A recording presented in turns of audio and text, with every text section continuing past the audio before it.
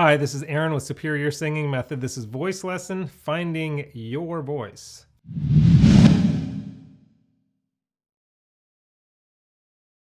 All right, voice lesson, finding your voice. Now I hear this a lot, this idea of like, how do I find my voice? And it's a very good question. It's a little bit of a vague question because it could have several meanings, right? So it could mean your unique voice, right? What is my unique voice so I don't sound like a lot of other people?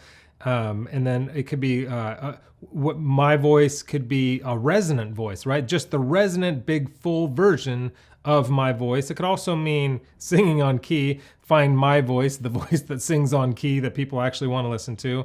And it could be a better tone. What is my voice, that nice rich tone that people want to listen to? So what I want to do is I want to tackle all of them. I want to tackle all of that, but I want to start with your unique voice because I think that's probably mostly what people are getting at when they ask that. What is your specific unique voice? And then what I want to do is I want to do an exercise after I do that, give you an exercise that's going to tackle the on key, the better tone, and the resonant voice piece of this to help you start moving toward that today.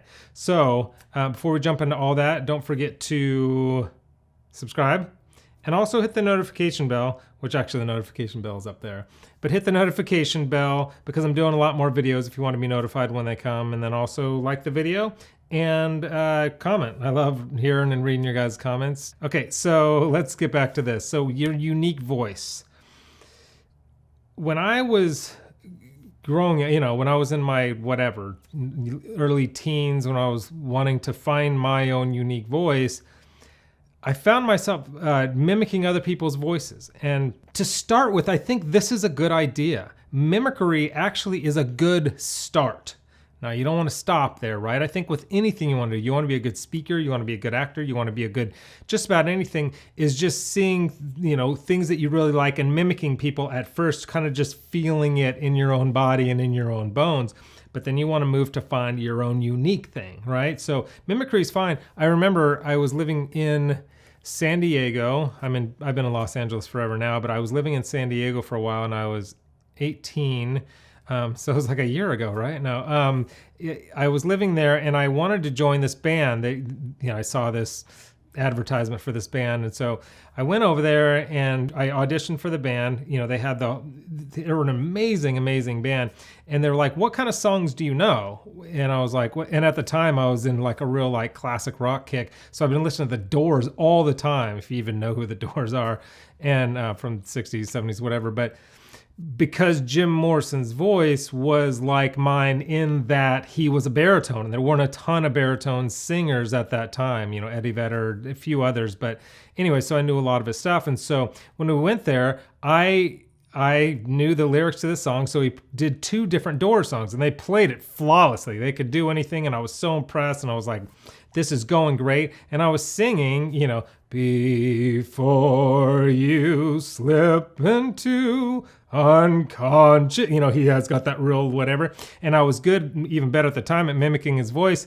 And so I was doing that and did a couple of songs. And then afterwards we hung out, and then the guy that was leading the band took me home, and I'm like, how'd it go? What'd everybody think? I thought it went well. He's like, man, we really, really like your voice. We think you have a great voice. Problem is it sounds too much like Jim Morrison. It's too unique. I don't think we'll be able to market it. And that was like such a slap in the face. First of all, I was like, no, I could sing differently. I was just mimicking him. But in all reality, I was mimicking him. But if I wasn't mimicking him, I'd be mimicking somebody else or somebody else or somebody else, because I hadn't found my unique voice yet. And so what really helped me find my unique voice is me beginning to write my own songs. Because when I write my own songs, and you don't have to become a great, I'm not like, hey, become a great songwriter. It's not really the point.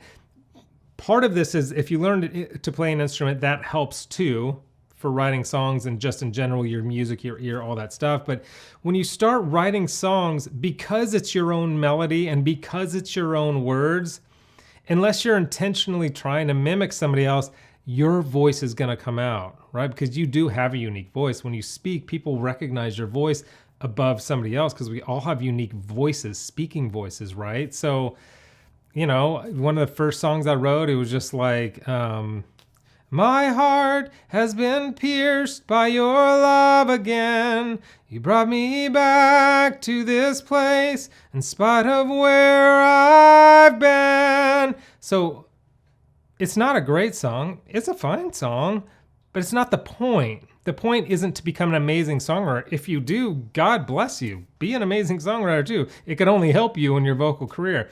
But the point is not overthinking it and writing some of your own songs and melodies to just start feeling what it feels like to just have your own heart and your own voice come out of your mouth. Does that make sense? So try it today. Just try coming up with a couple of lines that are even your own. Doesn't even have to be a full song to find your voice. What is it that you sound like? And part of what you sound like is that heart that I'm talking about. Like what do you want to communicate? Because singing, there's a major emotional aspect to singing. You're trying to communicate an emotion or a thought or a feeling. And that when you're doing that for something that matters to you, you're going to start hearing your own voice. You're going to start feeling your own voice. And it's really exciting and really satisfying and fulfilling to find your own voice. Okay, so let's get to these exercises that I think are going to help you with all the other stuff, with the resonant voice, the sing on key, the better tone, which is still all part of finding your own voice. Okay, so this is, I call this the ha, ah. And the reason I get three, is the is a closed mouth exercise. You start there. The ha is open, kind of midway open mouth exercises. And the ah is one of the widest vowel sounds that you can do. So you're getting the whole range of doing that. We're going to do it a couple of different ways even. So here we go.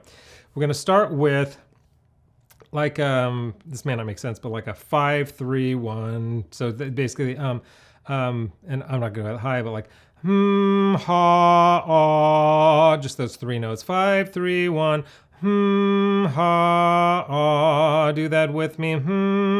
Ha, ah. And then I want you to do, this is where it gets a little crazy. I'm going to go like 1, 2, 3, 4, 5, 4, 3, 2, 1. So, that's the part, and here's the ha, ha, and here's the ah part, ah.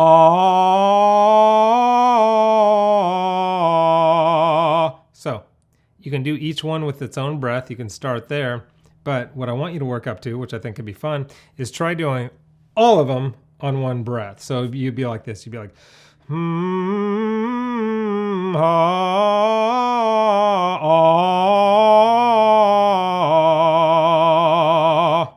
So I hope that helps. I hope that helps you find your singing voice. I hope it helps you get more resonant, better tone, sing on key, all that stuff. Don't forget to hit the notification bell to subscribe, to like, and leave me a comment. Oh, before you go, click the link below. I've got a singing killer quiz. I've had it up for, gosh, I don't even know how long, maybe a year and a half or something like that. It might be a little longer.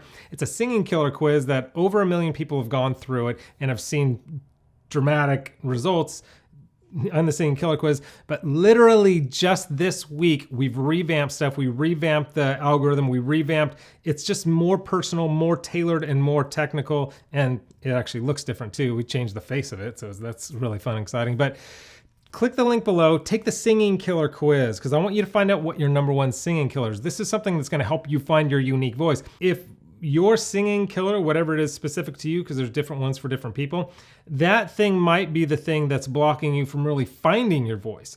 Once you find out what your singing killer is and you can fix it, it'll open that up to where you'll be able to feel and sense what your true unique voice is anyway. So click the link below, take the quiz. It'll take about 30 seconds. And whatever it comes out that your #1 singing killer is, I'm going to send you a free video to figure out how to fix it. Again, that's all free.